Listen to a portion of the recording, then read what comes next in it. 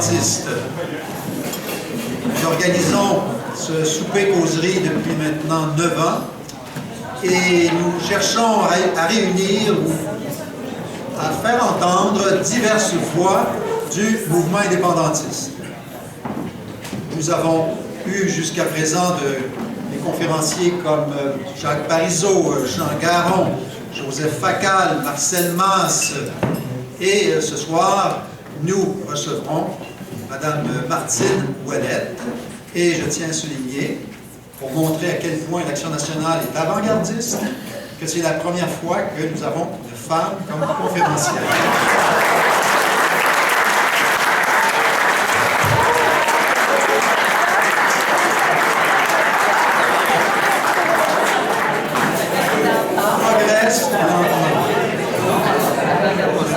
Alors, je ne vous présenterai pas la revue, je voudrais simplement vous rappeler quelques éléments fondamentaux.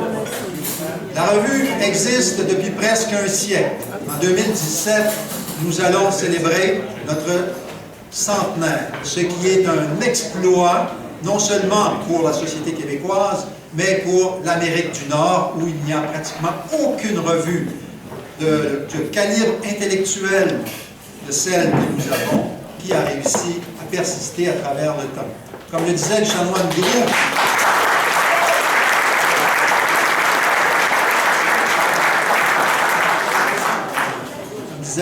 Gros, la première année pour une revue intellectuelle est la plus difficile. Le reste suit. De Gaulle, lui, disait que l'intendance suivait. Mais ce n'est pas tout à fait exact. Il faut quand même souligner le travail considérable qui est fait par des militants, des bénévoles, des centaines d'auteurs qui, chaque année, renouvellent le contenu de la revue et surtout renouvellent notre pensée indépendantiste et tentent de nous donner les bonnes orientations pour faire progresser notre cause. Donc, nous allons célébrer en 2017 le centenaire de la revue et nous aurons un programme d'activités très élaboré pour montrer à quel point notre mouvement a une très grande vitalité intellectuelle. Le problème du mouvement indépendantiste n'est pas sa vitalité intellectuelle. Le problème, c'est le rayonnement de cette vitalité intellectuelle. Le problème, c'est que les indépendantistes ne suivent pas la production intellectuelle de la revue de l'Action nationale et d'autres revues, d'autres journaux.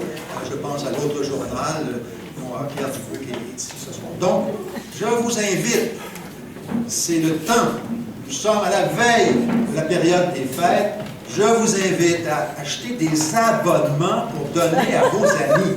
Si nous n'avons pas d'abonnement,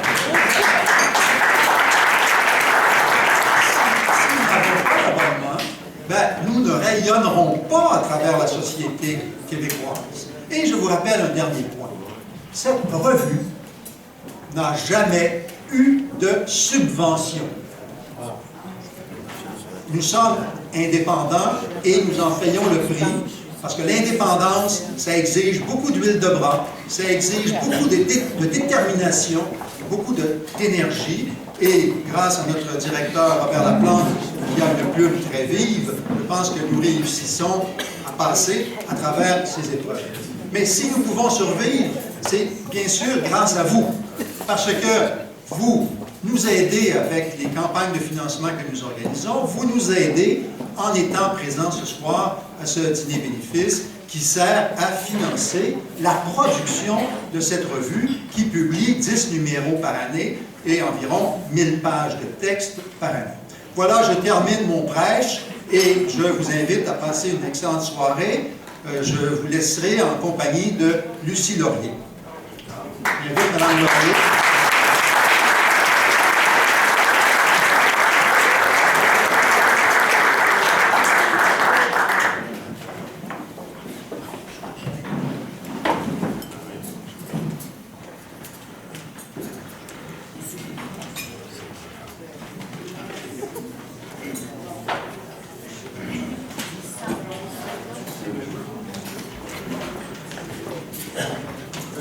C'est pas une démonstration de l'état de l'indépendance de nos petits Alors, nos petits ajustements. Bonsoir, bonsoir à tous. C'est la deuxième année que j'anime cette soirée de l'Action nationale. Je suis super heureuse, je suis très contente d'être parmi vous. Donc, ça fait 1 an que je suis impliquée dans le mouvement plus intensément. Et bien que je serais super heureuse d'animer l'an prochain ce souper, je me dis que je serais quand même aussi déçue si on ne se donnait pas un énorme électrochoc et qu'on n'essayait pas à tout prix de transmettre notre message, parce que entre vous et moi, si on est ici à une soirée de l'Action nationale, c'est parce qu'on est des purs et durs. Je pense qu'on est des convaincus et que maintenant, il est absolument primordial que l'on transmette notre message à tous ceux qui ont abandonné l'idée ou à ceux qui n'y croient plus. Et je pense que c'est peut-être un résultat de beaucoup de déprime, de beaucoup de désenchantement. Moi, je pense que c'est encore et plus que jamais le moment de réinvestir le combat. Et voilà. Il faut absolument que notre discours soit audible ailleurs, hors de notre cercle. Et puis, pour ça, à mon avis, alors, le monde a changé, hein? C'est le 20e anniversaire du référendum de 95, et puis ça fait mal de se remémorer ces souvenirs-là, et le monde a changé. Moi, je pense qu'on vit dans un monde où c'est l'instantanéité, c'est l'image, et je pense que peut-être que depuis quelque temps, on a un peu fait de la politique de cette façon, peut-être qu'on a moins la possibilité de communiquer en profondeur les enjeux. Je trouve qu'on touche certains enjeux très importants en surface et qu'il faut à tout prix qu'on se permette et qu'on ait l'audace de provoquer le débat. Le Québec a besoin d'être capable de débattre, a besoin d'entendre nos arguments de façon multiple. Il faut multiplier les messagers, il faut multiplier la façon de dire que la souveraineté et que le pays du Québec, c'est un projet extraordinaire, prometteur. C'est pas un projet qui est pour les pelleteux de nuages, c'est un projet d'affirmation, de prendre toute l'étendue de nos capacités et que ce soit exponentiel, quoi. Bref, alors, je pense qu'il faut à tout prix qu'on combatte la langue de bois. Moi, je pense qu'il faut tu sais, toute la journée aujourd'hui, on parlait de la phrase de Parizeau, la fameuse phrase. Puis tout ce que je vois dans les médias, c'est des gens qui ont un malaise et qui sont... et je trouve ça terriblement triste de voir qu'un homme comme Parizeau, qui a fait pour le Québec plus que, je veux dire, on aurait pu imaginer dans les années 50. Est-ce que le Québec allait aller se soulever comme ça, comme il l'a fait, grâce à des hommes comme ça, à des femmes extraordinaires aussi? Je pense à André Ferretti qui est dans la salle. Il y a énormément de gens qui ont investi ce projet-là. Et cette phrase-là, aujourd'hui, on s'en excuse encore. Moi, je trouve que là, on commence à être têteux parce que, à moins que quelqu'un vienne nous dire... Vous savez quoi? Parce que la phrase, elle dérange. Oui, elle est brusque. Elle est brute, cette phrase. Mais en quelque part, est-ce que quelqu'un va nous dire, cette phrase, elle nous choque parce que les immigrants ont voté massivement pour le oui? Non. C'est un fait. On ne peut même plus dire des faits. Mais peut-être que la formulation n'était pas la meilleure. Peut-être qu'on peut dire que nous ne sommes pas allés chercher les gens hors de notre milieu, les francophones, et on doit vendre cette idée à tous les Québécois, aux allophones, aux anglophones, qui, heureusement, on l'espère, seront heureux de vivre en français au Québec aussi. Donc voilà. Il y a aussi que, bon, alors moi, je suis toujours un petit peu brouillon. Je ne suis pas une politicienne. Je suis ici, c'est un peu ma façon d'être. J'essaie de mettre des trucs sur papier. J'ai beaucoup de mal parce que j'ai toujours trop à dire. Et voilà, donc Je trouve aussi que le milieu politique en général est un milieu, j'ai besoin de le dire, que je trouve machiste. Excusez-moi, je trouve que c'est un monde d'hommes. Et honnêtement, vous savez, les femmes, des fois, on ne prend pas autant la parole, c'est pas mon cas, là, comme vous pouvez voir, mais on ne prend pas la parole aussi souvent ou aussi fermement, mais c'est pas parce qu'on en pense pas moins. Et ça ne veut pas dire que vous êtes plus intéressant. Excusez-moi, il y a plein d'hommes ici qui ont une écoute extraordinaire, mais il y en a d'autres qui n'en ont pas. Excusez-moi. Moi, il y a une soirée où il y a un super politicien qui m'a demandé, qui m'a frotté la jambe en me disant « Calme-toi » parce qu'il trouvait que c'était trop radical ce que je disais. Mais moi, je considère que j'ai gagné mon droit de parole en étant une citoyenne déjà et puis en étant une femme premièrement aussi. Donc voilà, moi je vous dis, c'est un petit peu vieux jeu cette affaire-là, là, ce milieu de juste les hommes qui se parlent entre eux, qui s'écoutent, et il faut que ça change. Écoutons les femmes, je suis extraordinairement heureuse, et non, ce n'est pas avant-gardiste. L'Action nationale a combien d'années maintenant, Denis? Je sais que c'était un mot d'humour que tu avais dit, mais vraiment, il est à peu près temps qu'une femme comme Martine Ouellette, qui a un bilan extraordinaire en politique, soit une de nos soit la personne que l'on vient écouter. J'ai même entendu des gens qui disent « Oui, mais quand il y a des femmes, on vend moins de billets. » C'est assez scandaleux. Et je vais vous dire de qui ça parle, ça. Ça parle des hommes qui ne s'intéressent pas assez aux femmes, qui ne s'intéressent pas aux enjeux féministes et féminins. Je ne veux pas non plus revenir sur le sujet de la charte ou du niqab ou quoi que ce soit, mais moi, personnellement, je trouve que ces sujets-là ont été très mal défendus parce que ce ne sont pas des sujets qui touchent l'immigration. C'est qu'à un moment donné, quand on défend les droits des femmes et qu'on veut l'égalité homme-femme, il faut arrêter de toujours trouver des exceptions. Que ce soit des exceptions religieuses, des exceptions culturelles. Un pays a le droit d'incarner et de défendre des valeurs importantes qui vont peut-être en décevoir quelques-uns, mais la démocratie, c'est le désaccord. Et moi, je pense que quand la démocratie s'exprime, quand les gens disent « nous tenons à la laïcité », avec un très gros pourcentage, ce n'est pas un échec. Moi, je suis désolée, ça m'insulte. Je veux dire, à un moment donné, la démocratie est là et la politique est là pour écouter les peuples, et le peuple, et les gens qui l'incarnent. Donc oui, réapprenons au Québec, c'est notre devoir de réapprendre à débattre. Moi, tu sais, on me dit trop explosive. Je travaille là-dessus, mais pas trop. Mais voilà, moi je dis que si on veut aller chercher les jeunes, si on veut aller chercher les gens qui sont dépolitisés, c'est parce que je pense que notre discours est devenu beaucoup trop prudent, il est devenu trop, disons-le, on n'arrête pas de se concentrer sur nos discordes et à un moment donné, l'idée de la souveraineté et du pays du Québec doit avoir primauté sur toutes les autres. Parce que quand on aura le pays du Québec, nous allons encore avoir des désaccords.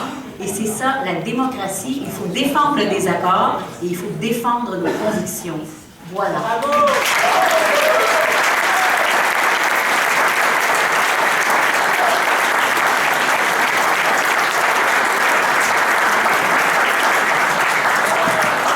Bon. L'an prochain, je serai mieux préparée.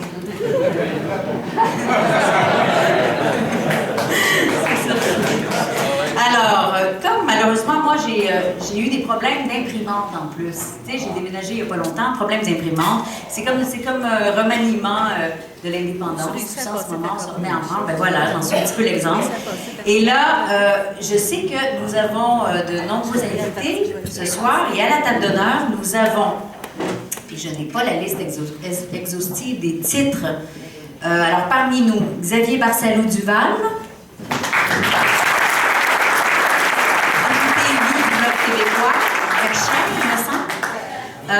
Monsieur Mario Beaulieu.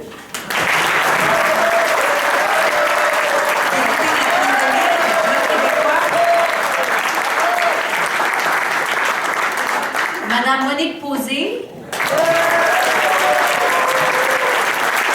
Militante de longue date et députée de Repentigny.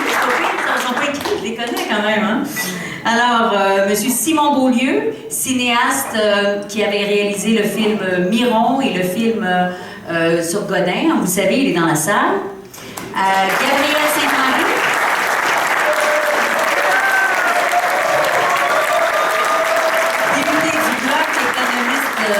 très intéressant à écouter. Gabriel, rappelle-moi ton comté Joliette. Hein? Voilà. Martine Ouellette, qui sera la conférencière de ce soir. Jamila Benabé. Là, c'est formidable, Jamila Benabé.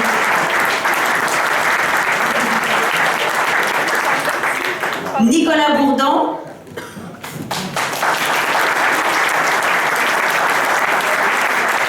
Maxime Laporte, président de la Société Saint-Jean-Baptiste. Simon-Pierre Savard-Tremblay, auteur.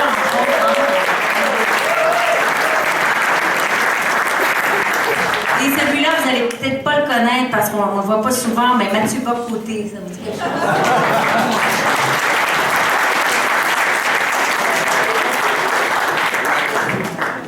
Alors, cher Denis, j'ai besoin de... Vous permettez, je vous donne 1 minute pour vous remettre de vos émotions.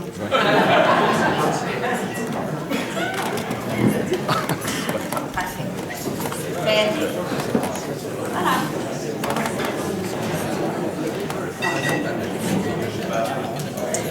Alors maintenant, bien remis?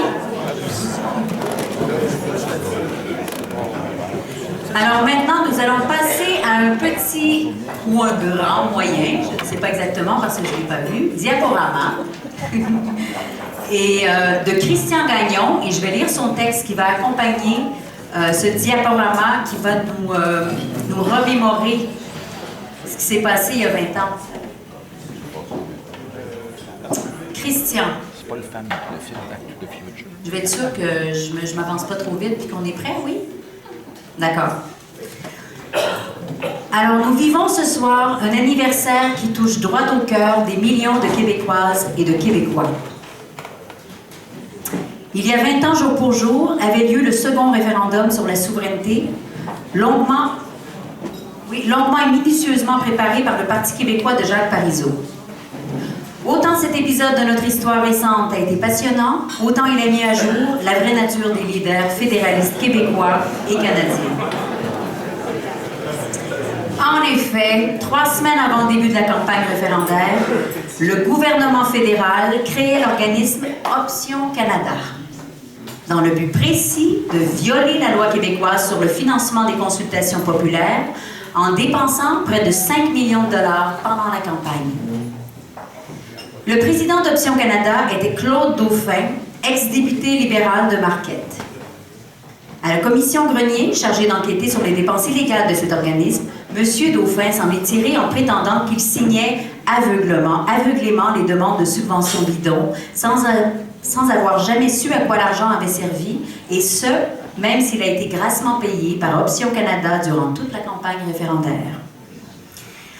Aujourd'hui maire de Lachine, cet ancien vice-président du Conseil exécutif de Montréal au moment du scandale des compteurs d'eau a reçu en juillet dernier la visite de l'UPAC.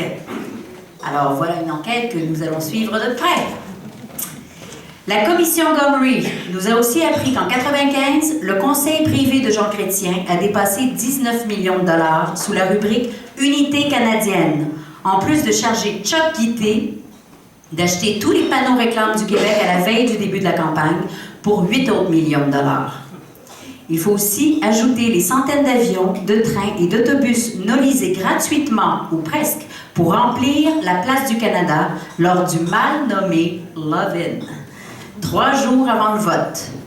Le camp du non, au grand complet, a donc dépensé illégalement beaucoup plus que les 5 millions de dollars permis. Lors du débat des chefs du 24 septembre dernier, Gilles Duceppe a demandé aux autres chefs de s'engager dès maintenant à respecter les limites de dépenses de la loi québécoise lors d'un prochain référendum. Aucun des autres chefs n'a voulu se commettre. C'est encore qu'aujourd'hui, les leaders fédéralistes partagent entièrement l'avis émis par le chef de cabinet de Jean Chrétien à l'époque du référendum de 1995. Questionné en 2008 par le journal Le Soleil sur le financement du Love-In à Montréal, Jean Pelletier a candidement répondu « Dans la guerre, on ne se demande pas si les munitions sont payées, on les tire ».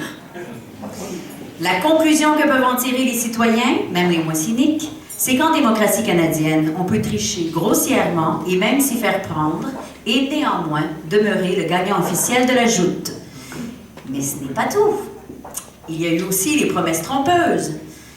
Après le référendum de 80, Pierre-Éliott Trudeau, qui avait mis les sièges de ses députés québécois en jeu pour ce qu'il a appelé « avoir du changement », a finalement fait exactement le contraire de ce que le Québec attendait de cette promesse, en diminuant, sans notre consentement, les pouvoirs de notre Assemblée nationale.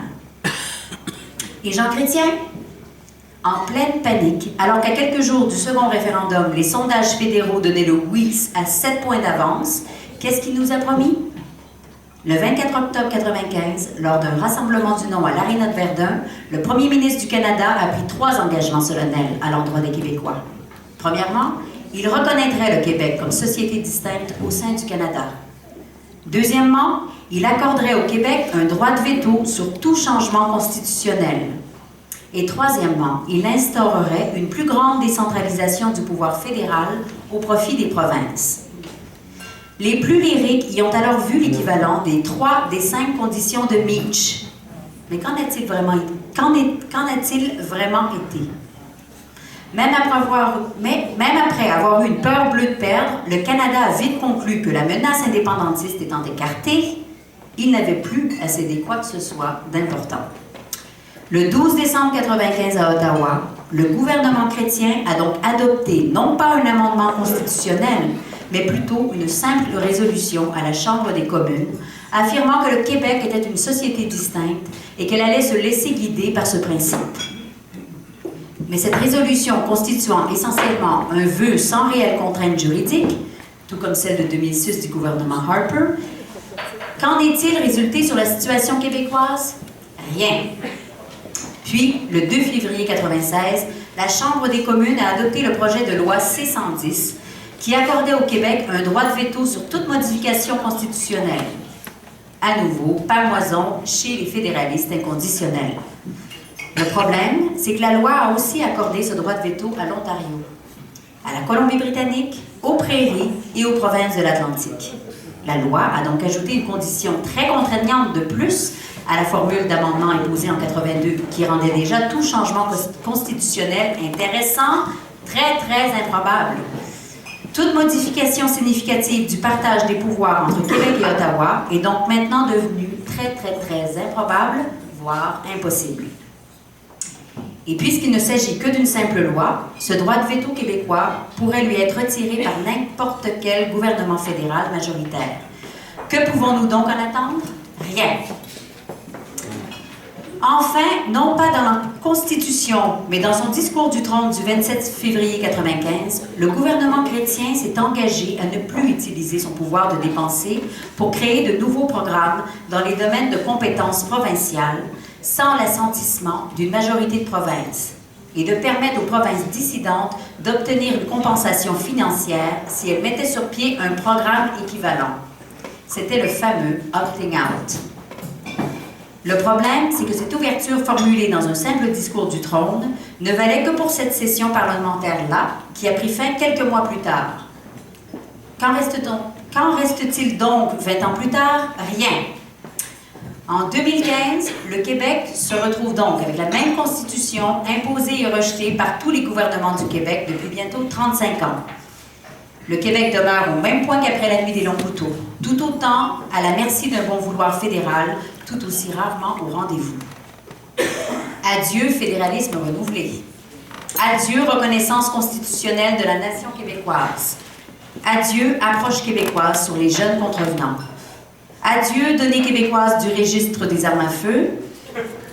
Après tout cela, en plus du plan B suivi du scandale des commandites, on peut se rendre à l'évidence, le fruit ne sera jamais mûr. C'est le limpide legs historique de ces 20 ans.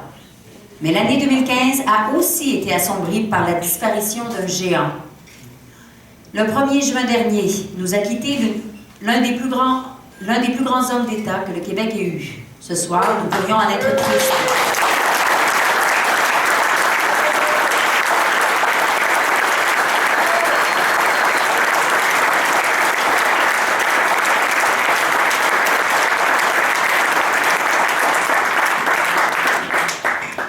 Mais nous pouvons aussi nous réjouir d'avoir pu compter sur l'intelligence et la détermination exceptionnelle d'un si grand chef. Lui, l'artisan de plusieurs de nos plus importantes institutions, comme la Caisse de dépôt et de placement du Québec et la Société générale de financement, lui est sans contredit notre plus grand bâtisseur. Lui, notre plus brillant ministre des Finances, dont les discours du budget étaient de véritables spectacles. Lui, une fois premier ministre élu, avec un mandat clair, avait habilement bâti une très large coalition du oui. Lui ne se faisait aucune illusion sur le prétendu fair play fédéral. À la suite d'une victoire du oui, il s'attendait à ce que l'adversaire utilise tous ses leviers économiques et monétaires pour faire s'effondrer le dollar canadien et les obligations du Québec afin d'effrayer les Québécois. Pour affronter les saboteurs, il avait donc mis en place le plan O, ou zéro, hein? Il avait préparé une réserve de liquidité de 37 milliards avec les banques nationales et laurentiennes, le Mouvement des Jardins, le ministère des Finances et Hydro-Québec. Lui nous a menés aux portes du pays du Québec, qui ne lui a échappé que par 1% des voix, et la violation massive de nos lois par le camp fédéraliste. La grande leçon qu'il nous laisse, à nous souverainistes, c'est préparons-nous. Préparons-nous alors pour le chemin parcouru par le Québec tout au long de votre vie, pour la voie tracée vers l'avenir. Merci. Merci, Jacques Parizeau.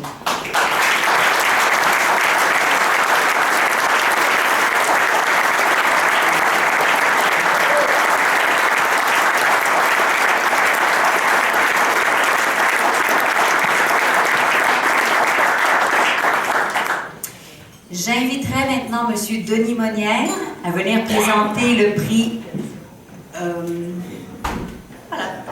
Rosaire Morin. Merci.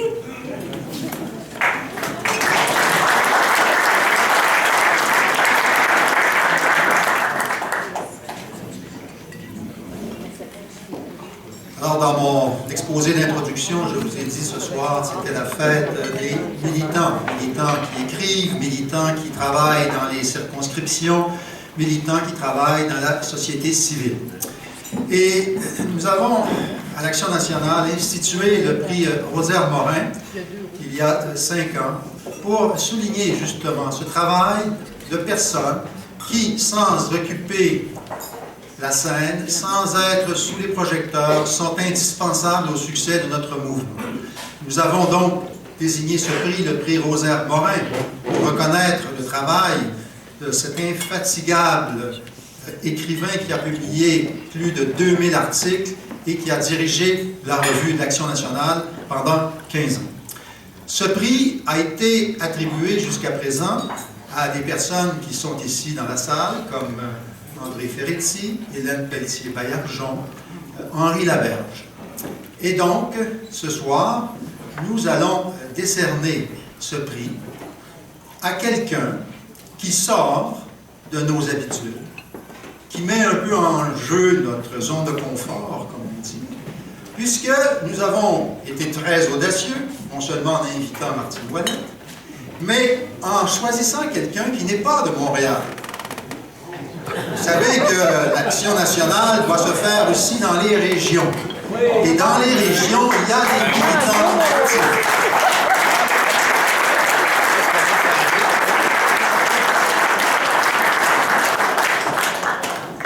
Nous avons donc, à l'unanimité, choisi d'honorer ce soir Guy Rousseau, qui vient de Trois-Rivières. Et pourquoi?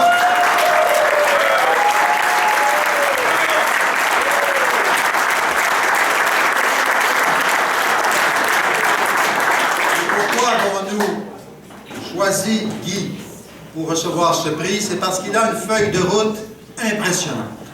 Il faut d'abord savoir qu'il est diplômé en théologie. Il est un internationaliste, même s'il est à Trois-Rivières. Il a fait des stages au Guatemala et au Pérou. Il travaille depuis 1982 à la Société Saint-Jean-Baptiste de Trois-Rivières, dont il est devenu le directeur général en 2004.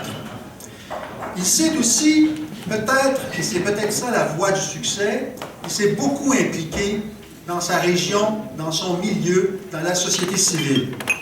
Il a été président du Conseil central de Trois-Rivières de la CSN. Il a travaillé dans le domaine communautaire. Il a travaillé, par exemple, au Centre régional de développement de la Mauricie. Il a été membre de plusieurs conseils d'administration, comme Culture Mauricie, CSSC Mauricie, Centre hospitalier régional Mauricie, Centre régional de développement de la Mauricie et président de Centraide Mauricie. Voilà, je pense, quelque chose que nous devrions retenir de son expérience. Nous impliquer là où il y a des citoyens. Lucie nous disait tout à l'heure qu'il fallait rejoindre un public qui n'est pas convaincu. C'est en étant présent dans ces milieux, je pense qu'on pourra être les plus convaincants. Mais, en plus de tout cela, Guy Rousseau a été aussi un militant politique. Depuis 30 ans, il est au cœur des combats pour l'affirmation de l'identité nationale. Il a coordonné des manifestations et des campagnes nationales visant la protection de la Charte de la langue française. Il a été coordonnateur régional de partenaires pour la souveraineté. Il a organisé des colloques, des conférences, des congrès sur des enjeux relatifs à la question nationale. Il a milité, autrement dit, presque en permanence pour faire avancer notre cause. Et c'est donc pour toutes ces raisons, pour cet engagement et surtout sa constance dans l'action militante, que nous voulons lui exprimer notre reconnaissance en lui remettant la médaille du mérite de l'action nationale.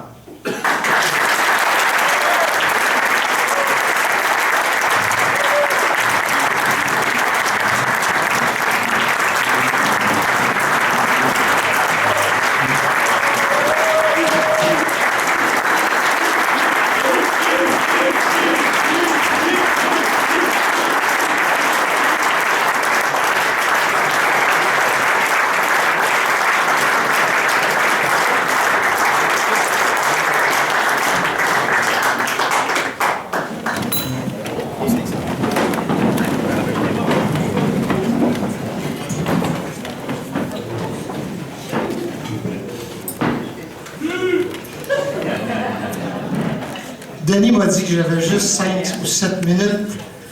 Pour ceux qui me connaissent, j'ai écrit mon texte par ça. J'aurais pu dépasser un peu.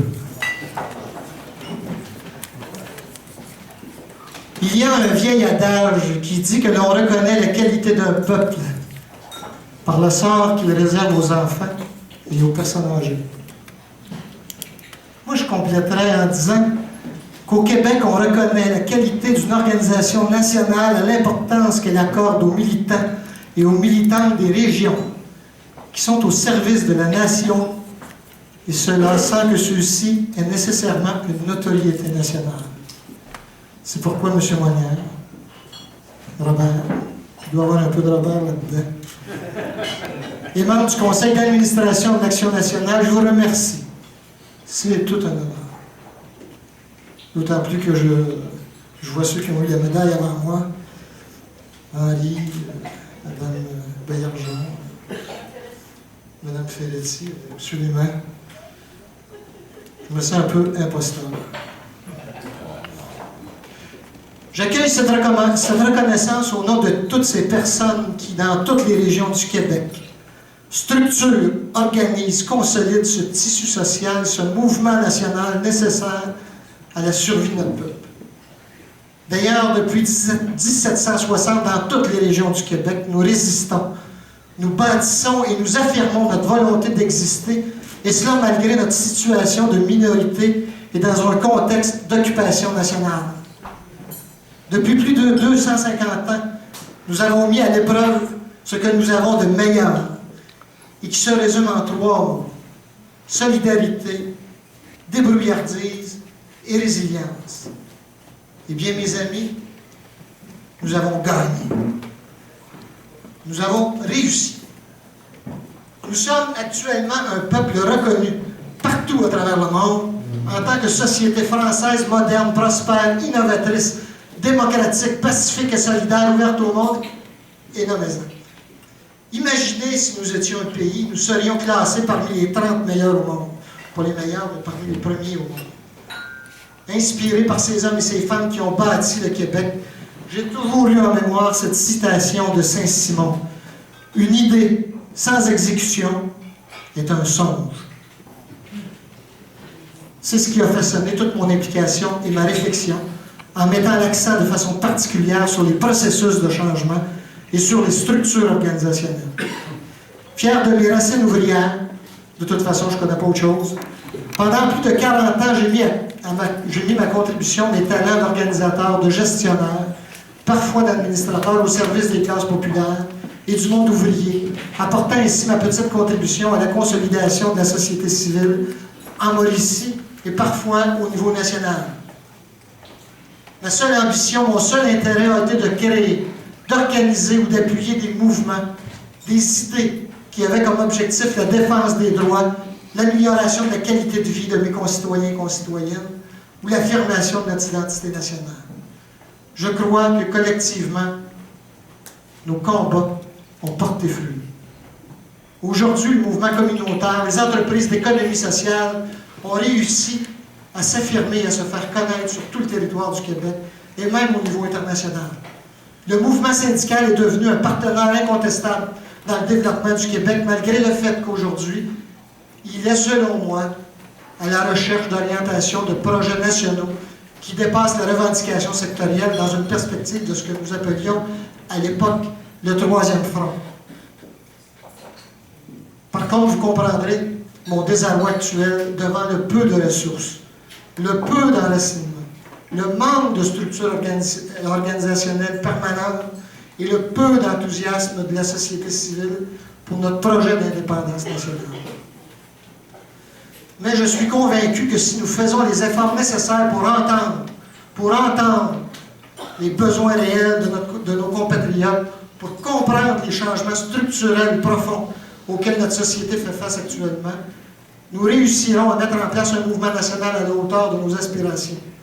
Tout au cours de mon parcours de vie militante, j'ai côtoyé, j'ai travaillé avec des personnes d'une grande humanité, de courage, de rigueur intellectuelle et organisationnelle tout à fait exceptionnelle. Je tiens à remercier tous ces militants et ces militantes des organisations communautaires qui m'ont appris qu'avec peu de moyens, mais qu'avec beaucoup de conviction et de détermination, il était possible de défendre nos droits et d'améliorer la qualité de nos communautés. Les militants et les militantes du mouvement syndical qui m'ont appris que la solidarité, ce n'était pas seulement qu'un vœu pieux, mais que ça s'organise, ça aussi, autour d'objectifs communs et de campagnes permanentes d'adhésion, de conscientisation auprès des membres sur la pertinence d'être ensemble dans la réalisation de nos plans d'action si nous désirons obtenir des résultats. Je tiens à remercier tous ces militants et ces militantes du mouvement nationaliste, de façon particulière les membres du conseil d'administration, d'ailleurs il y en a plusieurs ici ce soir, et mes compagnons et compagnes de travail de la Société Saint-Jean-Baptiste de la Mauricie, des personnes dévouées et compétentes, mes camarades de travail du MNQ, coordonnés par Montréal, mais répartis partout au Québec, qui maintiennent à bout de bras la flamme nationaliste de la Société Saint-Jean-Baptiste pour son travail infatigable pour la défense de la langue française, les militants du Bloc, du PQ, parce que c'est avec eux autres que j'ai travaillé le plus souvent. Les autres aussi doivent vivre la même chose à QS et à Option nationale, qui font preuve d'abnégation à l'intérieur d'organisations politiques qui ont trop souvent de la difficulté à reconnaître leur travail. Je vous remercie de m'avoir permis et de me permettre encore de participer, d'organiser, de mettre en place tous ces moments significatifs qui ont marqué notre combat national au cours de ces 40 dernières années, en ce qui me concerne. Je tiens aussi à remercier toutes les personnes qui m'entourent, ma famille, mes amis, ma conjointe, qui subissent mes absences, mes moments d'indignation, de découragement, mes colères, nommez-en. Vous savez, tous et chacun, vous avez tous vécu ça, comme militants et militantes préoccupés à changer de monde. On a tendance à oublier ceux qui nous entourent et à les prendre pour acquis.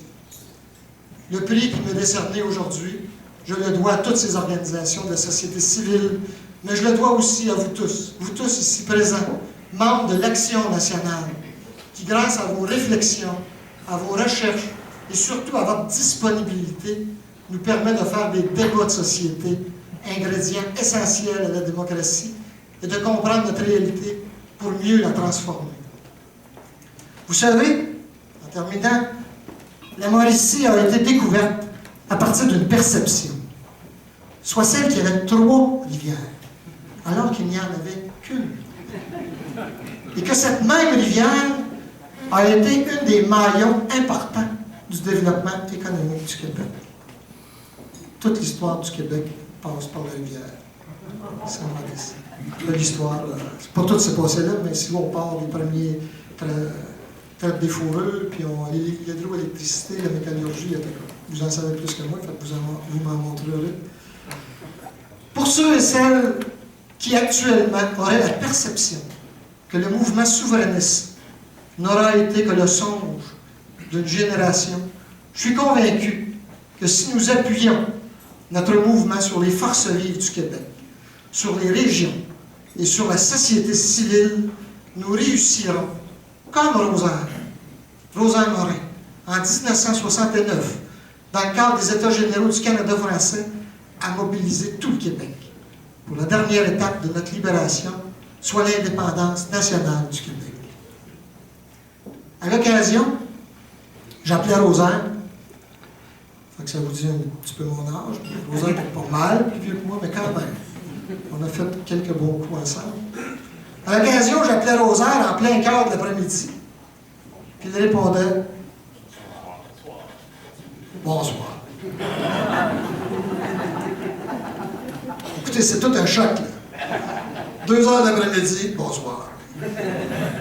Un jour, lorsque nous étions un peu plus familiers, je lui demande « Peux-tu me dire, Rosaire, pourquoi tu réponds « Bonsoir » en plein cœur de l'après-midi? » Il me répondit « C'est parce que tant et aussi longtemps que le Québec ne sera pas souverain, je vivrai dans l'obscurité. »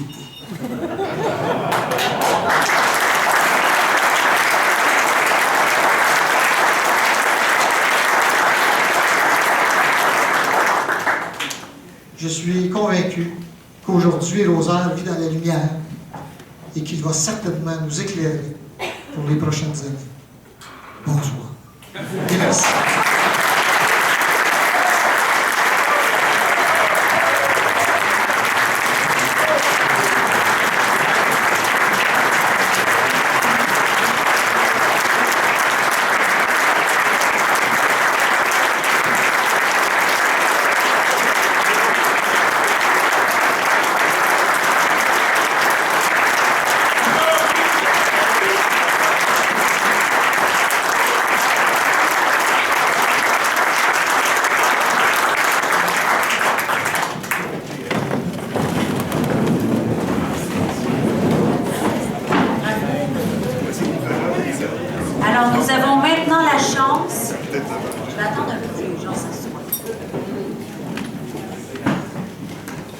Nous avons maintenant la chance de recevoir et nous allons avoir le plaisir d'écouter un citoyen incroyablement engagé, natif de Joliette, on m'a dit de le dire de même, et qui vit maintenant à Sainte-Mélanie. C'est un vieux folkloriste devant l'Éternel. Lui aussi m'a demandé de dire ça de lui. Et qui va fêter son 40e anniversaire de carrière en 2016. Il sort un album le 13 novembre avec So Called qui va s'appeler Yves Lambert dans ses bottines. Il est là pour nous interpréter un magnifique poème de Gaston Miron sur une musique de Gilles Bélanger. La chanson s'appelle Retour à nulle part et nous invitons Yves Lambert.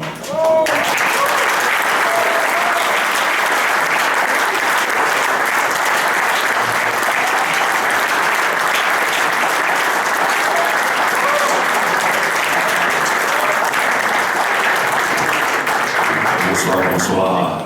Ça fait plaisir d'être ici ce soir. Distingués invités. Je suis fier d'affirmer que je fais partie des 817 000 qui ont voté bloc aux dernières élections. C'est une félicitations. En regrette. Félicitations. Ouais. Des irréductibles. La Naudière qui est revenue dans le clan. C'est bon, ça. Il y a de la conviction là-dedans, comme celui qui... M. Bolduc, comment? De Trois-Rivières. M. Rousseau, quelle conviction, félicitations, vraiment. Des mots qui font plaisir. Fait que c'est ça. Fait que je vais vous faire la chanson de Gaston Miron, musique de Gilles Bélanger. Et puis, Retour à nulle part. Vous savez, dans la langue française, moi, je ne suis pas un grand linguiste, mais deux négations amènent une affirmation. Hein. Et c'était le jeu que Gaston, probablement, s'est inspiré pour faire cette chanson.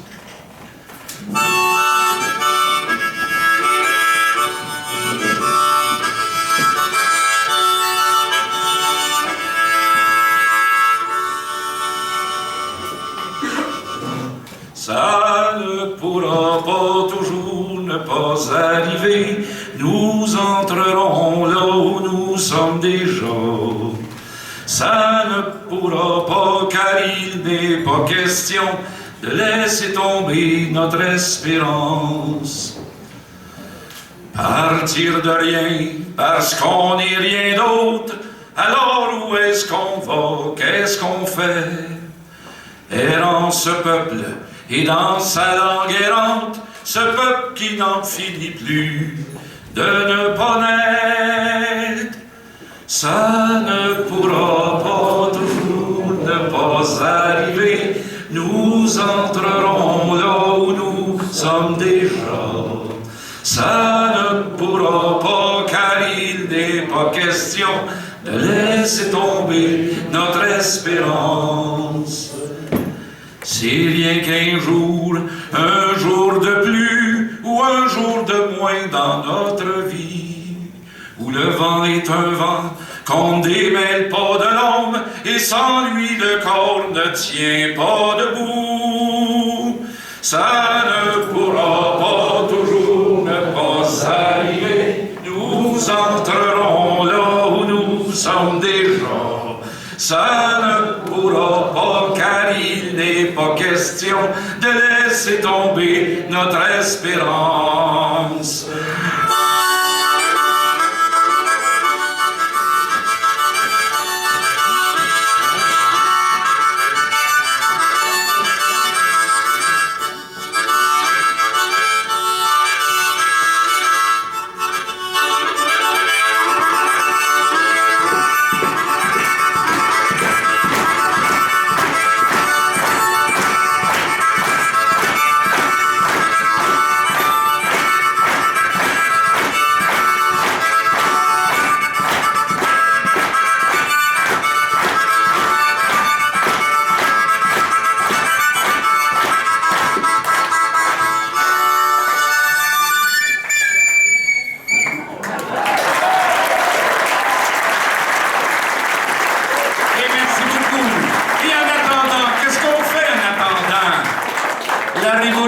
Par la fiesta, mesdames et messieurs, par la fiesta!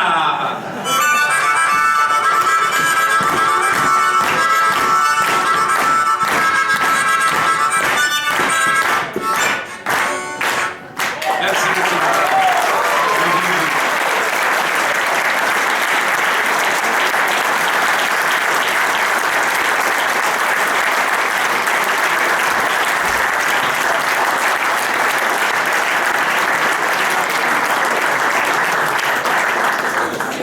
Maintenant, bon appétit.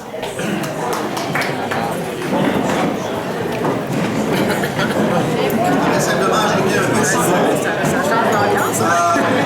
Ce soir, le vin que nous allons boire est une commandite. Il y a des bonnes commandites.